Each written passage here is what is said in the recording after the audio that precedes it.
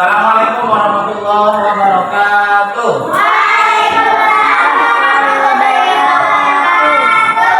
Apa kabar anak-anak? Baik. Luar biasa.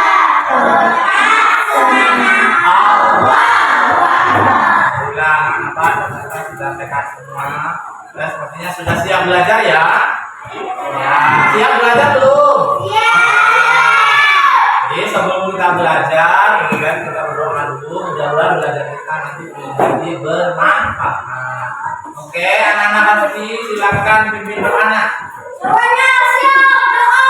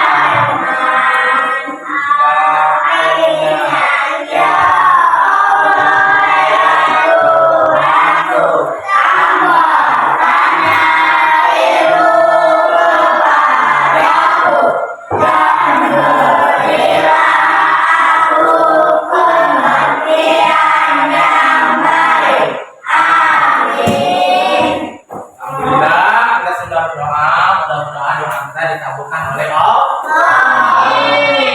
Jadi masih semangat ya. Kalau gitu kita tepuk semangat dulu dong. Gimana bisa tepuk semangat?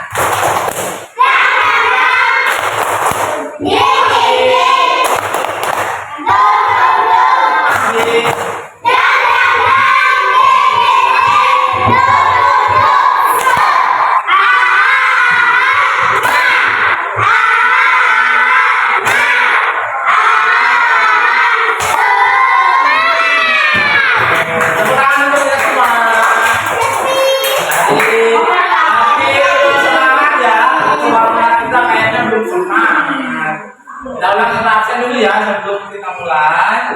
Absen dulu. Azam, Asdi, Roger, Rahisa, Yusuf, Salendra. Salendra ada tidak? Kastia, Penny, Cika, Tata, Mensa, Raisa, Angel, Ika, ada Ika, tidak? Firzi, Melisa, alhamdulillah hadir semua ya. Kita akan mulai belajar nah, karena kita mau mulai belajar, kita bersiap-siap dulu ya. Coba peralatannya, duduknya dirapikan. Bajunya sudah rapi belum? Rapi ya. Oke, sudah siap belajar? Siap.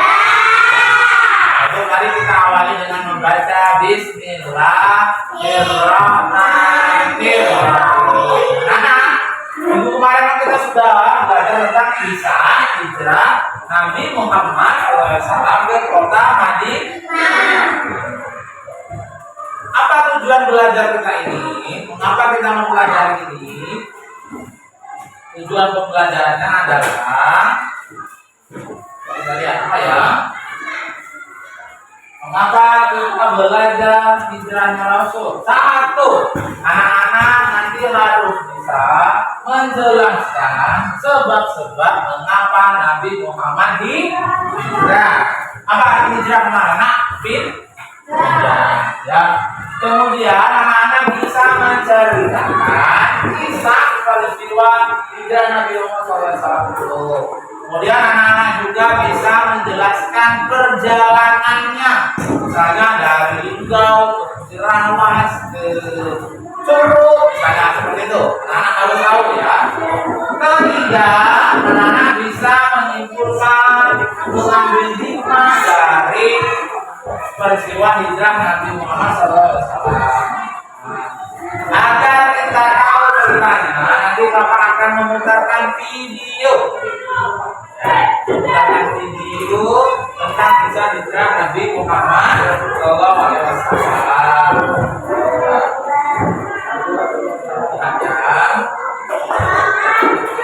Silakan disimak dan didengarkan, nanti diambil pelajaran yang akan kita diskusikan setelah menonton video. Kisah Nabi Muhammad SAW, hijrah ke Madinah.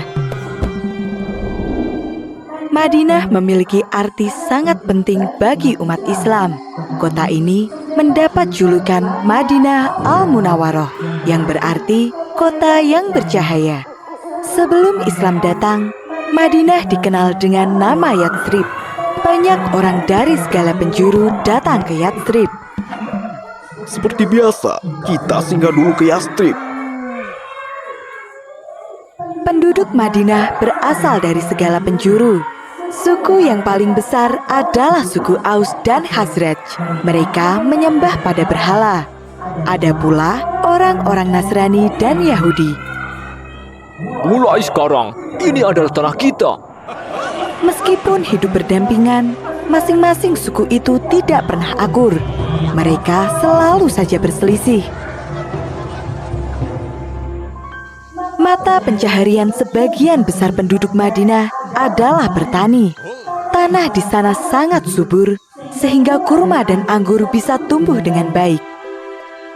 Oh, lihatlah, panen kita kali ini sangat melimpah. Benar sekali. Ini berkat perlindungan pohon keramat. Sebagian besar dari mereka memang masih menyembah pada benda-benda alam. Setiap kali musim haji tiba, seluruh umat manusia datang ke Mekah, termasuk pula suku Khazraj. Saat itulah Rasulullah mengundang mereka dan mengenalkan Islam. Kami bersaksi, tiada Tuhan selain Allah, dan Muhammad adalah utusan Allah. Alhamdulillah, mereka mengucap 2 kalimat syahadat dan memeluk Islam. Pada tahun berikutnya, suku Aus ikut bersumpah setia kepada Rasulullah. Suku Aus dan Khazraj selalu bermusuhan hampir 120 tahun lamanya. Namun, Rasulullah berhasil menyelesaikan masalah mereka dan membuat mereka menjadi saudara. Mulai sekarang, kita berjanji untuk membantu Rasulullah. Kita adalah pembantu bagi Rasulullah. Sejak saat itu, mereka dikenal sebagai kaum Ansor, yang berarti pembantu. Berita tentang adanya kaum Ansor yang bersedia membantu dan melindungi Rasulullah ini membuat suku Quraisy geram. Apalagi satu persatu umat muslim mulai hijrah ke Madinah. Jangan biarkan Muhammad hijrah. Undang semua pemimpin Quraisy. Kita harus menyusun rencana. Pada hari yang ditentukan, semua pemimpin Quraisy berkumpul di Darun Nadwah. Musyawarah pun dimulai. Masing-masing perwakilan kabilah mulai mengutarakan pendapat. Bagaimana jika kita mengurungnya? Tidak, para sahabatnya pasti akan menyerang. Apakah kau tidak melihat kekuatan mereka? Usulan demi usulan terus berdatangan, namun tidak ada satupun yang memuaskan. Kemudian muncullah satu ide jahat yang datang dari Abu Jahal, paman Rasulullah. Kita ambil pemuda-pemuda gagah dari setiap kabilah. Berikan mereka pedang. Siapa saja yang berhasil membunuh Muhammad akan mendapat imbalan 1000 dinar. Semua orang yang hadir malam itu setuju dengan usulan dari Abu Jahal. Itu usul yang terbaik. Setelah peristiwa Darun Nadwah itu, Abu Jahal menyusun rencana sebaik mungkin. Dia memilih pemuda-pemuda hebat dan menentukan waktu yang tepat untuk menyerang. Apakah kalian semua sudah siap? Siap, Tuan. Bagus. Malam ini, kepunglah rumah Muhammad dan jangan biarkan dia lolos. Rencana Abu Jahal sangat rapi dan tersembunyi. Namun, Allah Maha mengetahui semuanya. Kemudian, Allah mengutus malaikat Jibril untuk menemui Rasulullah. Allah berfirman, Wahai Rasulullah, janganlah engkau tidur malam ini di atas tempat tidur yang biasa engkau gunakan. Sesungguhnya, Allah menyuruh supaya engkau berangkat hijrah ke Yathrib. Setelah menerima wahyu tersebut, Rasulullah bergegas menemui sahabatnya Abu Bakar. Allah telah mengizinkan aku keluar dan hijrah ke Yathrib. Izinkan aku menemanimu ya Rasulullah. Atas izin Allah, Abu Bakar pun menyiapkan segala macam kebutuhan, dimulai dari unta tunggangan, pakaian, hingga makanan. Setelah semua persiapan selesai, Rasulullah pergi menemui Ali bin Abi Thalib. Apa yang harus aku lakukan ya Rasulullah? Rasul kemudian meminta agar Ali tidur di atas kasurnya dan memakai selimut miliknya. Setelah keadaan membaik, Rasul meminta agar Ali menyusulnya ke Madinah. Sebelum malam tiba, Rasulullah diam-diam keluar dari kota Mekah. Ali menjalankan perintah Rasul dengan baik. Dia berbaring dengan selimut menutupi tubuhnya di atas kasur milik Rasul. Aku melihat Muhammad masih tertidur. Kita tunggu gelap. Saat itulah kita akan beraksi. Mereka tidak menyadari jika yang berada di dalam rumah itu bukanlah Rasulullah. Ketika waktu yang telah ditentukan tiba, para pemuda itu menyerbu ke dalam dan mendobrak kamar Rasulullah. Dia bukan Muhammad. Cepat, pindah seluruh rumah. Mereka pun mencari Rasulullah ke seluruh penjuru rumah, dan ketika tidak menemukannya, mereka pun menghajar Ali dan memintanya buka mulut. Cepat katakan di mana Muhammad berada. Namun, Ali tidak sekalipun membuka mulutnya. Para pemuda itu pun semakin marah. Buat dia bicara, atau kita semua yang akan celaka. Para pemuda itu takut akan hukuman yang mungkin saja diberikan oleh pemimpin Quraisy jika mereka gagal menjalankan perintah. Kabar tentang Rasulullah yang berhasil keluar dari kota Mekah pun segera tersebar. Seluruh prajurit dan kaum Quraisy berpencar untuk mencari Rasul. Telusuri semua jalanan menuju ke Madinah. Dia pasti belum jauh. Yang lainnya, awasi keluarga Muhammad. Jangan biarkan mereka mengirim bantuan sekecil apapun. Pencarian atas Rasulullah pun dilakukan secara besar-besaran. Saat itu, Rasulullah dan Abu Bakar telah sampai di Gunung Sur. Mereka berdua sudah kelelahan setelah hampir sehari semalam berjalan. Ya Rasulullah, ada sebuah gua di sana. Aku akan memeriksanya lebih dulu. Setelah memastikan gua itu aman, Abu Bakar pun mempersilahkan Rasul untuk masuk. Rasulullah bersembunyi di Gua Sur selama beberapa hari. Secara bergantian, orang-orang kepercayaan Rasul datang untuk membantu. Mereka adalah Abdullah, putra Abu Bakar yang menyampaikan berita dari Mekah. 2. Asma, putri Abu Bakar yang membawakan makanan. 3. Amir bin Fuhairah, pembantu Abu Bakar yang menyamar sebagai penggembala kambing. Kambing-kambing milik Amir yang berjumlah sangat banyak meninggalkan jejak yang bertumpuk di atas tanah. Jejak itu menghapus semua jejak kaki milik putra-putri Abu Bakar. Ya Allah, lindungilah Rasulullah. Doa mereka semua di setiap waktu. Atas bantuan mereka, Rasulullah dan Abu Bakar dapat bersembunyi dengan aman dan cukup makan serta minum. Pada suatu hari, sekelompok orang Quraisy mulai mencari di sekitar Gunung Sur. Mereka melihat sebuah gua yang mencurigakan. Lihat, ada gua di atas sana. Ayo kita periksa. Tapi di sekitar sini hanya ada jejak kambing milik Amir. Buat apa kita naik ke sana? Setelah perdebatan panjang, akhirnya mereka pun naik untuk memeriksa gua itu. Saat itulah Allah memerintahkan kepada laba-laba dan para burung untuk membuat sarang di depan gua. Dalam sekejap, mulut gua itu tertutup oleh sarang laba-laba.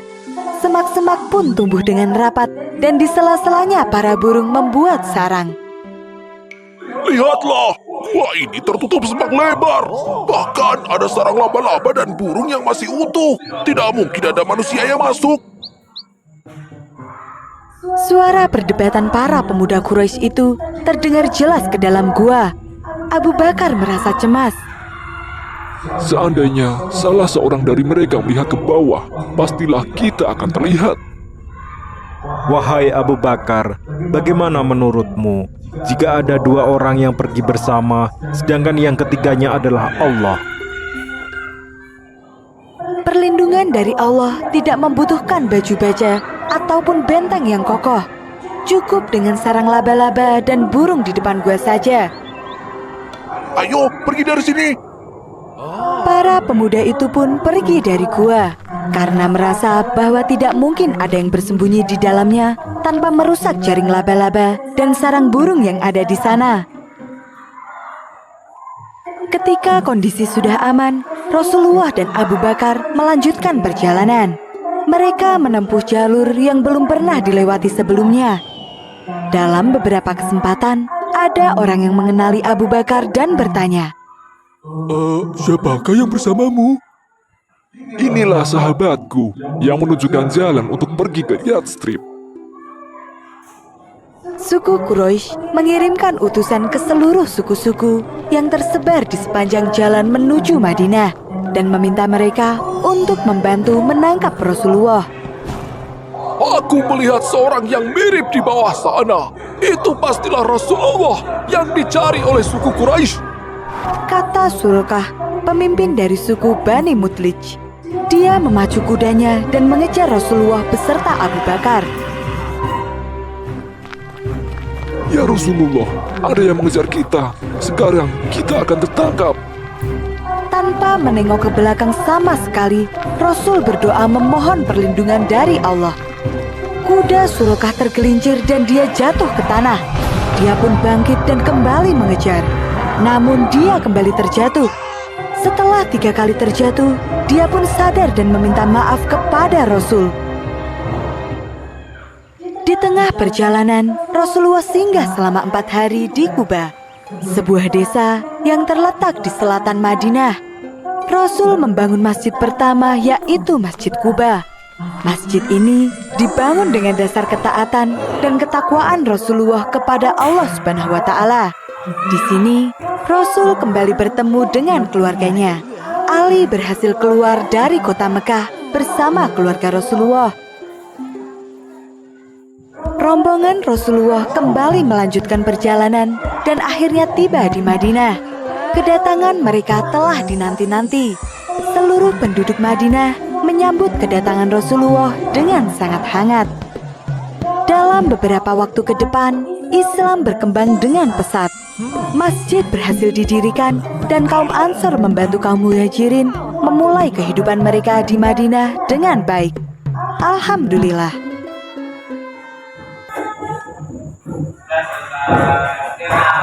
Bagaimana tadi ceritanya? Bagus atau tidak?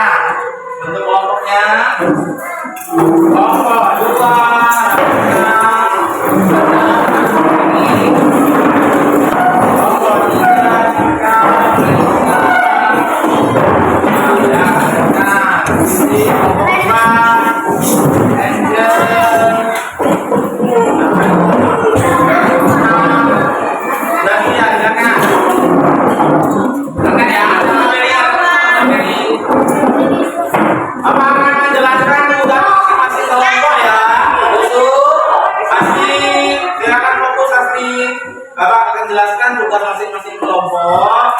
Anak kelompok 1 tugasnya mencari informasi rute perjalanan Nabi. Kelompok 2 mencari tokoh-tokoh yang terlibat dalam perjalanan hijrah Nabi. Dan kelompok 3 menggambarkan tentang sebab hijrah Nabi, dan yang keempat adalah hikmah perjalanan Nabi Muhammad SAW. Anak-anak bisa membaca buku ya, bisa membaca buku cetak, dan kemudian melihat internet, dan silakan dikerjakan, silakan difungsikan.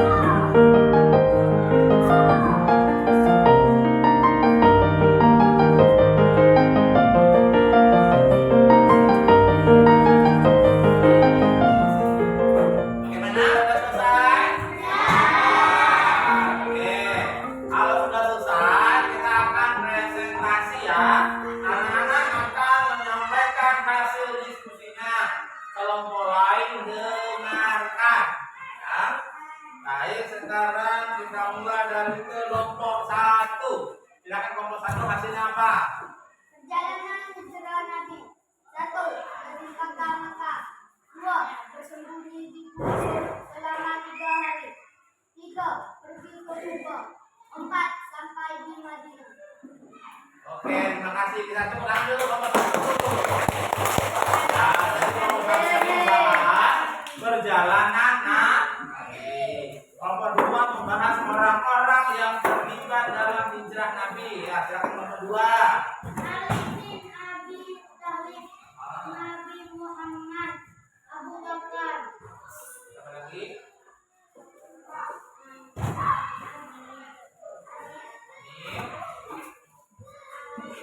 Ini terus siapa lagi? Satu lagi. Kenapa Nabi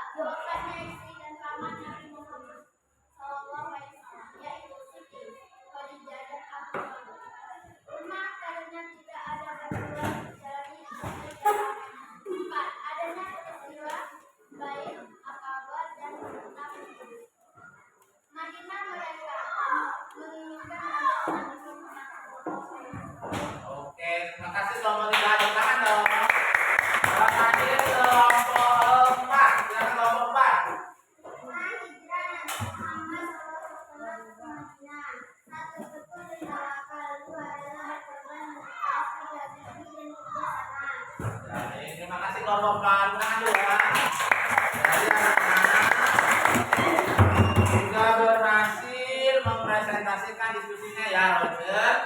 Karena ya, guru dan anak-anak nanti dengan Pak Guru juga kita akan menyimpulkan. Berarti apa kesimpulan dari pelajaran kita hari ini? Nah, coba lihat ke depan, nah. Coba lihat ke depan. Ke depan dulu.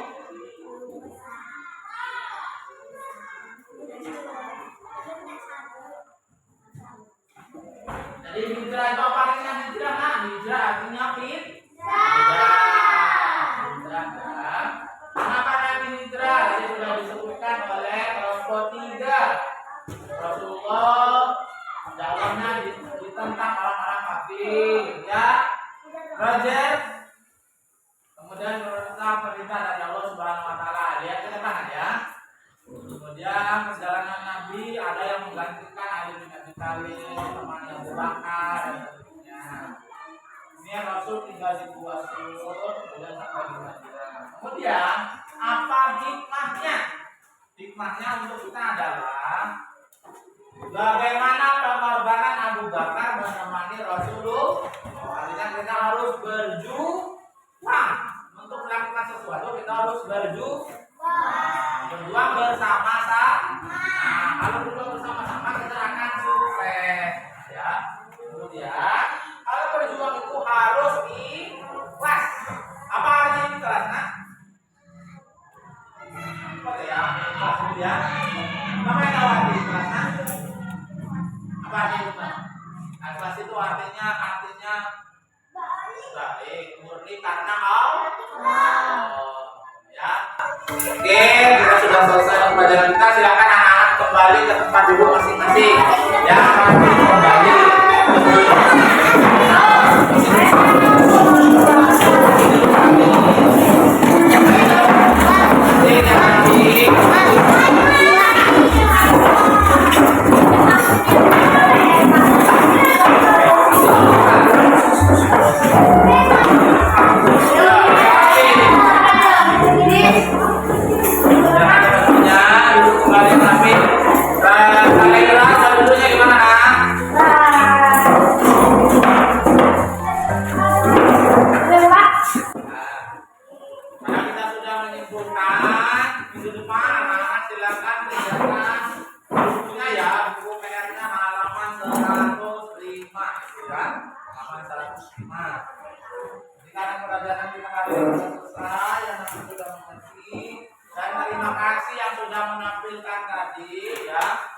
Akan mendapat hadiah untuk yang apa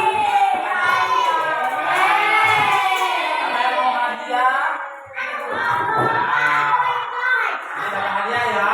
Kita dulu Pak Wakil hadiah. Oke, karena pelajaran kita sudah selesai hari ini. Mari kita tutup pelajaran kita dengan sama-sama berdoa. Doa setelah belajar. Silakan Mas yang mendahului untuk memimpin doa pulang.